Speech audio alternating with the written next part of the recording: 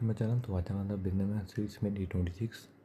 तो आज जानेंगे हम business income, basic income tax for business owner, यानी कि इनकम टैक्स का बेसिस फॉर बिजनेस ओनर्स के लिए।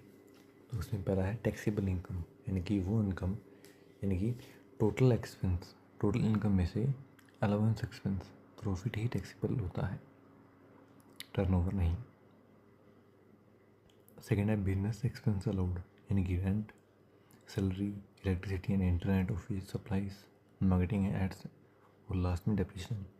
फिर तो है इसमें टैक्स स्लैब सिस्टम, यानी कि इनकम के हिसाब से टैक्स रेट बढ़ता है, जितनी ज़्यादा इनकम उतनी ज़्यादा टैक्स रेट। फोर्थ है एडवांस टैक्स, यानी कि साल के बीच ही टैक्स पे करना होता है अगर टैक्स लाइबिलिटी ज़्यादा हो तो।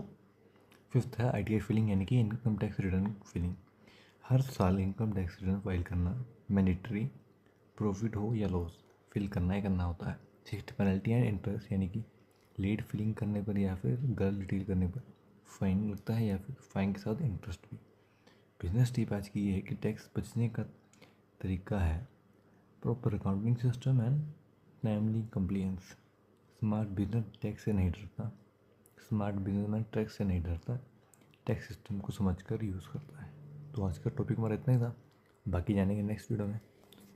So follow and subscribe for more videos. Thank you.